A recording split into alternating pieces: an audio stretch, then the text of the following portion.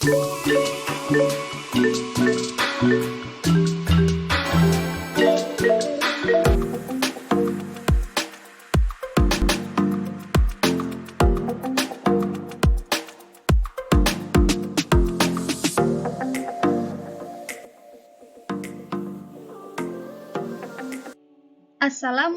warahmatullahi wabarakatuh. Salam sejahtera bagi kita semua.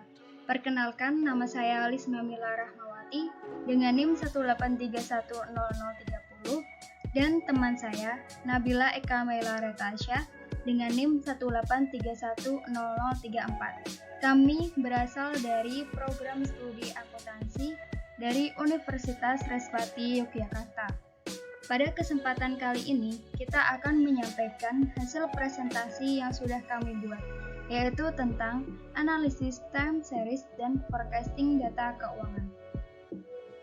Ada 3 pembahasan yang akan kami bahas dalam presentasi kali ini. Yang pertama ada analisis time series, yang kedua ada analisis data keuangan, dan yang ketiga ada metode-metode yang digunakan dalam peramalan.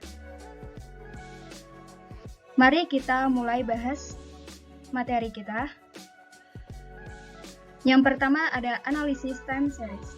Analisis time series adalah analisis terhadap data historis yang digunakan untuk melihat tren-tren yang mungkin akan timbul.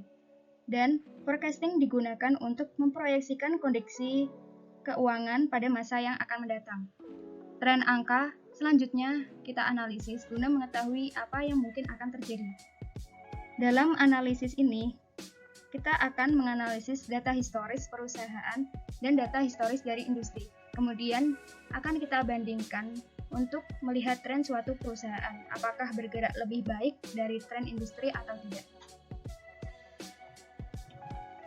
Dalam analisis time series, perubahan-perubahan struktural yang akan berpengaruh terhadap angka-angka keuangan harus diperhatikan.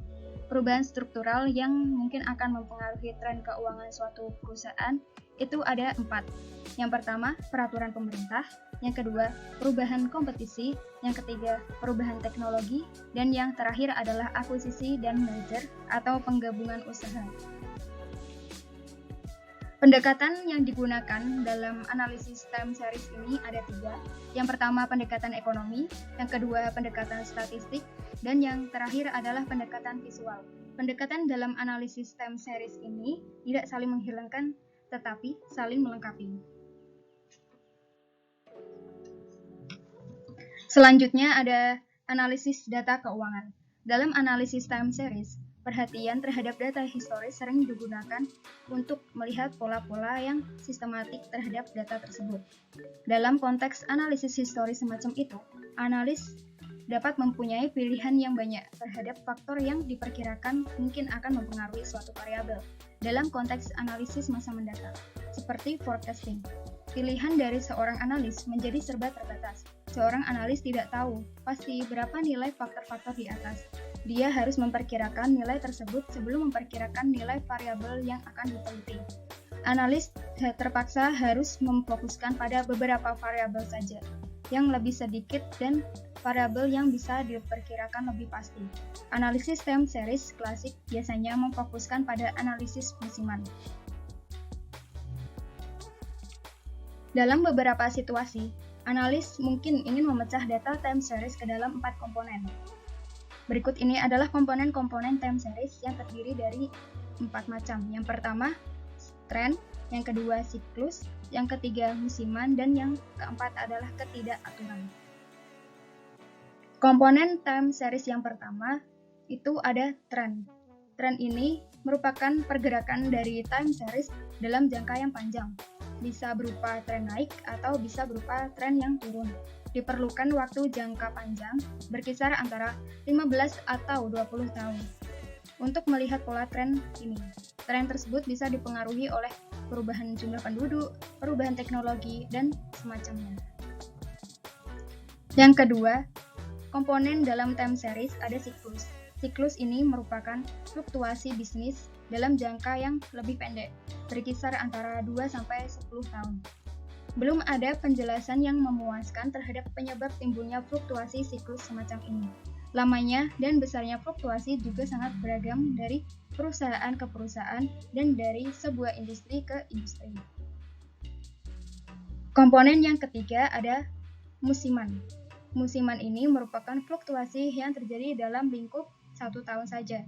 Ada beberapa penyebab timbulnya fluktuasi musiman seperti disebutkan. Mungkin saja fluktuasi musiman ini disebabkan oleh peristiwa tertentu, misal karena peristiwa lebaran atau tahun baru. Bisa juga musiman disebabkan karena cuaca, misal musim hujan atau musim kemarau. Baik, untuk faktor yang selanjutnya, saya akan menjelaskan tentang ketidakteraturan. Fluktuasi semacam ini tuh bisa disebabkan karena faktor yang munculnya itu tidak teratur, bahkan jangka waktunya pun pendek. Misalkan suatu perusahaan mengalami musibah karena gedungnya itu terbakar, maka keuntungan perusahaan pada periode tersebut pun akan berpengaruh. Selanjutnya saya akan memberikan contoh untuk 4 faktor ini. Jadi misalkan seorang analis ingin menganalisis tren penjualan suatu perusahaan, maka akan lebih baik apabila pengaruh-pengaruh musiman, siklus, bahkan ketidakteraturan itu dihilangkan dari data. Data yang dihasilkan itu nanti akan benar-benar mencerminkan tren penjualan perusahaan. Demikian pula jika analis ingin menganalisis pengaruh musiman, penjualan perusahaan, maka akan lebih baik jika analis itu menghilangkan pengaruh tren, siklus, ketidakteraturan dalam data penjualan dihilangkan, sehingga akan diperoleh data yang benar-benar mencerminkan pengaruh musiman perusahaan.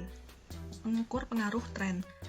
Ini bisa dilakukan dengan 2 cara. Yang pertama, menggambar dengan tangan, dan yang kedua, menggunakan model matematika. Yang pertama, menggambar dengan tangan ini bisa dilakukan dengan menarik garis lurus di sekitar data-data yang ada. Misalnya dengan menarik garis di antara titik-titik observasi. Tapi ini juga memiliki kelemahan berupa dia subjektif dan kelebihannya itu mudah. Yang kedua, menggunakan model matematika. Garis tren itu bisa dibuat dengan metode least square. Jadi, metode least square ini pada dasarnya menggambarkan garis lurus sedemikian rupa sehingga selisih kuadrat antara garis lurus tersebut dengan data yang sesungguhnya yang paling kecil. Metode tersebut itu serupa dengan model regresi, kecuali asumsi yang digunakan untuk metode regresi tidak bisa dipakai untuk analisis time series. Ini juga memiliki kelebihan dan kelemahan. Kelebihannya dia objektif dan kelemahannya itu terlalu mekanistis. Lalu bagaimana jika tren yang non-linear? Maka tren tidak selamanya lurus. Yang selanjutnya, tren sebagai proyeksi masa depan. Untuk menggunakan persamaan tren sebagai proyeksi masa depan, analis tuh harus berhati-hati terhadap asumsi yang akan ia gunakan. Tren garis lurus mengasumsikan perkembangan yang selalu konstan di masa mendatang. Padahal pada kenyataannya, penjualan di awal periode itu meningkat dengan cepat karena bisa disebabkan karena produk yang kita jual ke konsumen itu sangat disukai oleh konsumen. Tapi di akhir-akhir periode bisa saja penjualannya akan melambat karena produsen mungkin sudah bosan dengan produk yang produk milik kita gitu. Analisis siklus. Fluktuasi siklus bisnis muncul dalam jangka waktu menengah antara 2 hingga 10 tahun. Pengaruh siklus dapat dilihat dengan menggunakan presentase tren seperti yang dirumuskan berikut ini. Presentase tren sama dengan Y dibagi YT dikali 100%, di mana Y ini merupakan data tahunan yang sesungguhnya, dan YT ini merupakan data tren yang dihitung berdasarkan persamaan tren. Analisis musiman. Analisis musiman dapat digunakan untuk beberapa situasi. Yang pertama, apabila analisis ingin melihat pengaruh musiman dan ia bisa memanfaatkan informasi yang ia miliki untuk tujuan tertentu. Dan yang kedua, jika analis ingin menghilangkan pengaruh musiman untuk melihat pengaruh tren, siklus, dan ketidakteraturan secara lebih jelas lagi. Selanjutnya, metode-metode peramalan. Untuk yang univariat dan mekanis itu ada 2 model. Yang pertama model rata-rata bergerak dan yang kedua model Box-Jenkins univariat. Untuk yang univariat dan non-mekanis itu ada pendekatan visual. Yang multivariat dan mekanis itu ada model regresi dan model fungsi transfer Box-Jenkins. Untuk yang multivariat dan non-mekanis itu ada pendekatan analisis sekuritas. Jadi metode-metode ini tidak saling menggantikan, tapi berguna untuk saling melengkapi. Dalam pendekatan univariat, hanya satu variabel yang dapat dilihat ketika seorang analisis melakukan perkiraan. Contohnya, pendekatan semacam ini yang mekanis adalah perkiraan dengan cara penghalusan eksponensial atau model rata-rata bergerak berimbang. Model penghalusan eksponensial ini akan saya jelaskan di slide selanjutnya. Dan yang kedua, dalam pendekatan multivariat, beberapa variabel dan interaksi di antara variabel-variabel dipertimbangkan dalam perkiraan data. Contohnya, dalam pendekatan multivariat non-mekanis adalah analisis yang digunakan oleh seorang analis keuangan. Analisis tersebut mempertimbangkan banyak faktor yang diperkirakan mempunyai pengaruh terhadap data yang dianalisis, baik secara kuantitatif maupun kualitatif. Kemudian, baru akan menentukan angka perkiraan. Model penghalusan eksponensial. Ini merupakan salah satu contoh peramalan metode univariat. Jadi, model penghalusan eksponensial ini memiliki kelebihan, yaitu karena kesederhanaannya, karena data yang diperlukan seorang analis itu tidak banyak. Formula umum model penghalusan eksponensial itu Ft sama dengan W dikali At min 1 ditambah 1 min W dikali Ft min 1, dengan keterangan di mana Ft adalah forecast untuk periode T, At min 1 adalah data sesungguhnya pada periode T min 1, Ft min 1 adalah forecast pada periode T min 1, W adalah konstanta dengan nilai antara 0 dan 1. Model penghalusan eksponensial ini relatif sederhana dan cocok untuk analisis data time series yang relatif stabil dan tidak mempunyai fluktuasi tren atau musiman yang cukup besar. Model penghalusan eksponensial yang lebih kompleks kadang-kadang dipergunakan juga untuk menganalisis data yang lebih kompleks. Selanjutnya, perbandingan model-model forecast. Yang pertama, ada kelebihan dan kelemahan untuk pendekatan analisis sekuritas atau multivariat, di mana kelebihannya ada 3, yaitu 1. Mampu menyesuaikan terhadap informasi dari berbagai sumber. Yang kedua, mampu menyesuaikan perubahan struktural ini dengan cepat. Dan yang ketiga, mampu memperbarui secara kontinu apabila ada informasi yang baru masuk. Tapi, pendekatan multivariat ini juga memiliki kelemahan, di antaranya biayanya yang cukup tinggi, terutama untuk persiapan dan pelaksanaannya, untuk monitoring beberapa variabel dan biaya-biaya lainnya yang diperlukan. Yang kedua, ketergantungan yang tinggi terhadap kemampuan individu analisnya. Yang ketiga, ada analis mungkin berintensif untuk tidak menampilkan forecast yang tidak bias. Jadi misalnya, karena tekanan agar sesuai dengan konsensus forecast. Dan yang keempat, analis bisa dipengaruhi oleh manajemen perusahaan untuk kepentingan dari perusahaannya.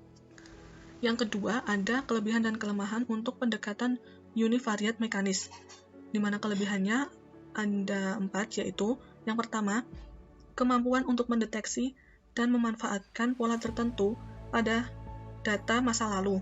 Yang kedua, tingkat subjektivitas yang rendah, terutama apabila metode statistik digunakan. Yang keempat, ada biaya yang relatif lebih rendah. Jadi, untuk univariat mekanis ini, biaya yang dikeluarkan untuk menganalisis itu lebih rendah daripada yang pendekatan multivariat. Dan keempat itu mampu menganalisis lebih lanjut dengan metode statistik. Di samping kelebihan yang dimiliki oleh pendekatan univariat mekanis, ia juga memiliki kelemahan, di antaranya jumlah observasi yang terbatas pada situasi tertentu, misalnya pada perusahaan yang baru berdiri. Yang kedua, laporan keuangan mungkin tidak memenuhi asumsi yang diperlukan dalam analisis statistik. Yang ketiga, sulitnya mengkomunikasikan hasil analisis kepada pihak luar, terutama dalam hal mengkomunikasikan metodologinya. Jadi di sini kami menggunakan referensi dari bukunya Pak Mamdu Hanafi dan Pak Abdul Halim dengan judul buku Analisis Laporan Keuangan edisi kelima tahun terbitan 2016 yang diterbitkan oleh UPPP tim YKPN. Sekian presentasi dari kami, lebih dan kurangnya kami mohon maaf. Wassalamualaikum warahmatullahi wabarakatuh.